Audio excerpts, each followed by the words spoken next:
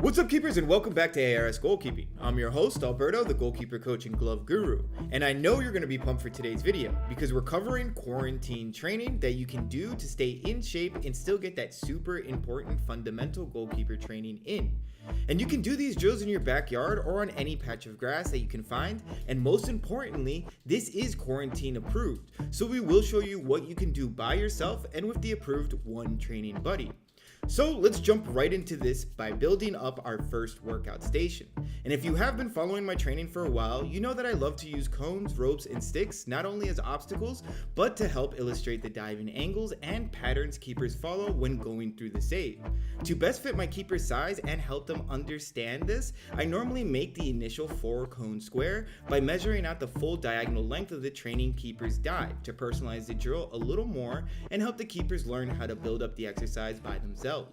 I then like to put a cone at the middle part on both sides of the square to have this mental line that cuts the exercise into two visual halves. This makes it easier to determine what the trajectory of my dive is and where it can improve. For my size, my square ended up being 3x3 large steps with the cone marked at 1.5 large steps for the middle part.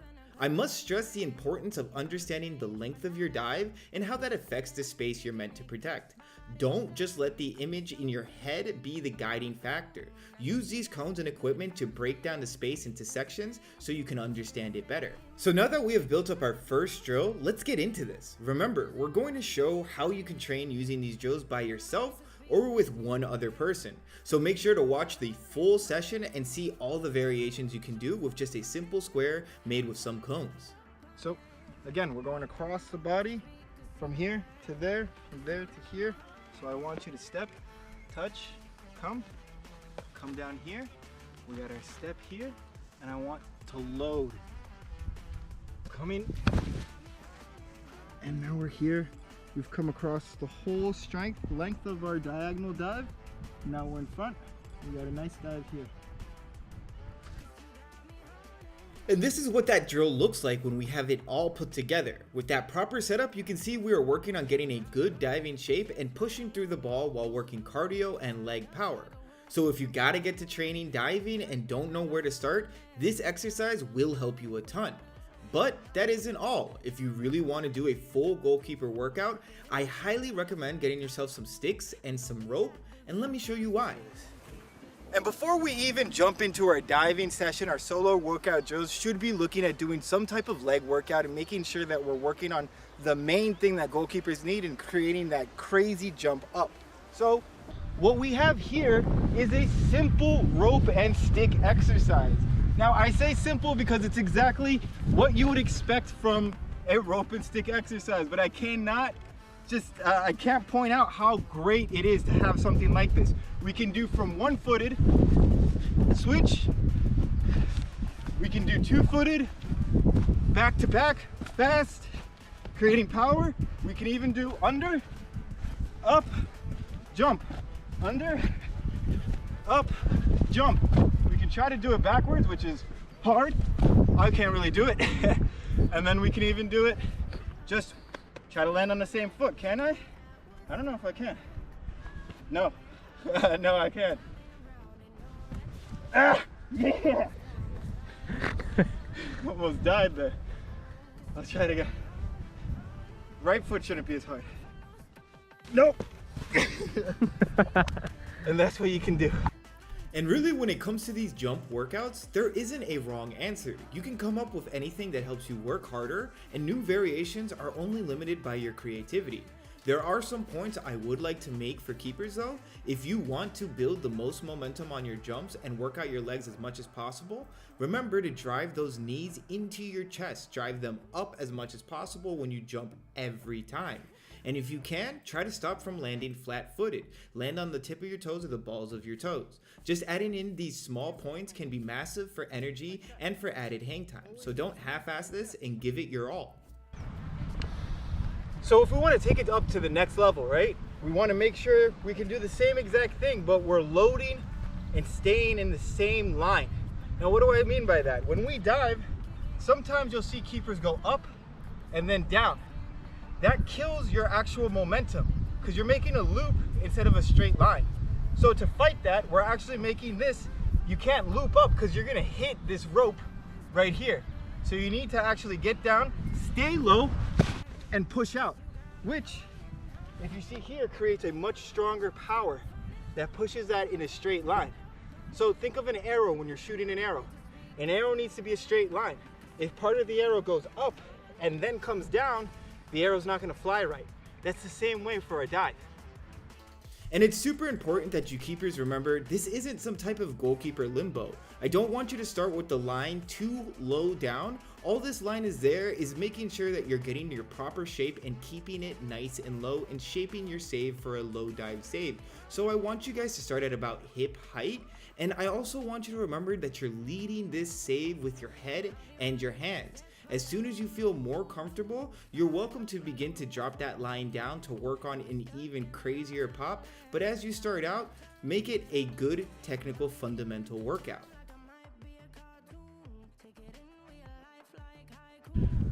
So there's a few things we need to think about when we're setting up this drill. One of the first things is that we're setting the ball not directly under the line, but right before it. I want to break the threshold. I want us to take this ball across this line. So first, ball is behind the line here, yeah? Next, when I'm stepping into this ball, what I don't want to see is that you're diving, picking up the ball, bringing it into your chest, and then pushing out. That's not a dive. Your dive needs to be one full motion, right? So I want you to take the ball and push it out. I don't want you to catch it and pick it up. So let me show you what I mean. Here, here, here. You saw that? The ball didn't come back into my body. I didn't pick it up or go down. I pushed directly through the ball. Yep. When we're starting, the most important thing is that we're working on this plant step. We're coming here. You don't have to rush, and I don't want to see a rush through this. I want you to see come down here, boom, step, lead with your head, chest and neck first, arms right here, push. There you have a real dive. This is what a static dive should look like. Too often I see in goalkeeper drills where goalkeepers are, get some eyes on this ball. Goalkeepers see this ball here and they go like this and then they jump. That's not a dive. You're not really working out anything. You're not making any positive motion. We should be taking the ball from this, pushing through, not picking up. Pushing, pushing.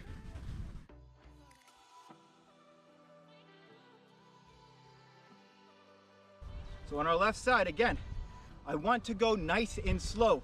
Technique is all about doing it mentally.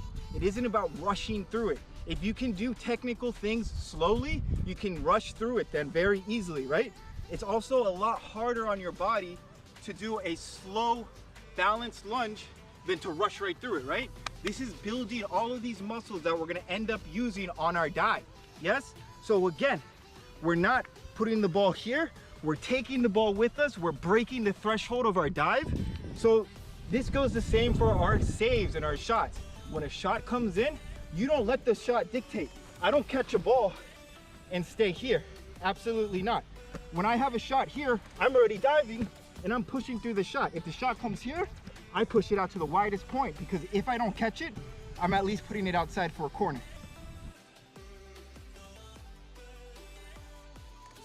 In these sessions, we can also work on the forward smother or the forward dive. This is very simple and it follows the same things that we did inside of our diving drill that we're gonna do right here on the forward smother.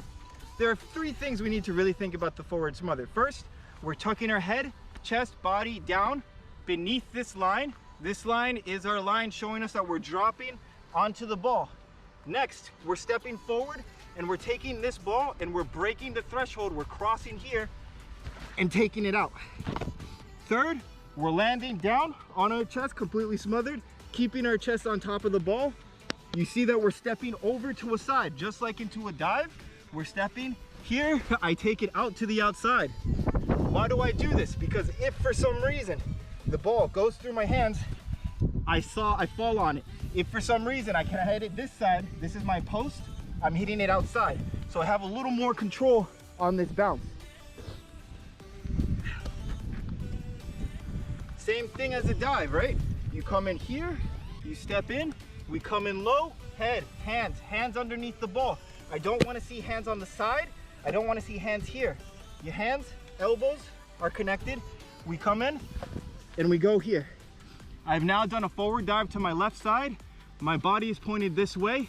I have the diagonal growth. I have the diagonal direction for a normal dive. And then on our final dive, sometimes we will get it in the middle and we get to choose which side we want to take it to. I'm right foot dominant, so normally I'd just step in and I'd come in here.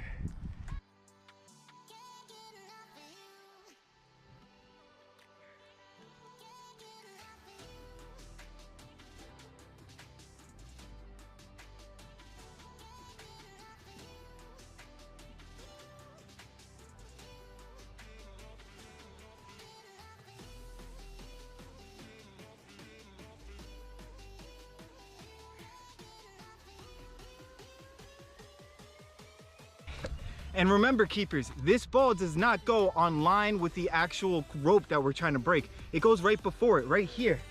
I want to have a solid few inches before this line, and I want to make sure that my body, my head, and my hands are breaking first, not my hips first.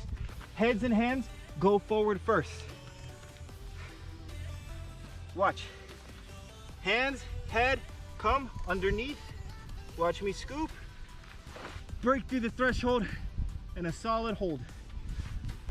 Now everything you have seen here is with static service, which means that the ball is not moving or the ball is right there and you're kind of just diving into it, right? Well, you can also do this in this solo training. You can serve the ball to yourself. Personally, I'm not a huge fan of self-service because it does mess up with your technique, but there are some self-service ones that you can do, especially for the low service or the low smother. Well, how I do it is really simple. Right here, you drop and you take the ball out. Here, what we're recreating is a bounce that happened right here, right in front of you. You have to read that and then take it out. It's very simple. It's all about watching it, timing it, right? We can't take it where it's too high up because then I can't go down. So you gotta come, read it. And now we have a little bit of difference, a little bit of variety, continuity, discontinuity we have with our service, yeah? Here, let's go to the opposite side. Yes. So that's it for our first goalkeeper quarantine training session that you can do by yourself. There's a whole lot more that we can still do and some fun challenges coming as well. So make sure to be checking in for the reviews and more training sessions. Thank you guys so much for watching, and I'll see you guys again very soon.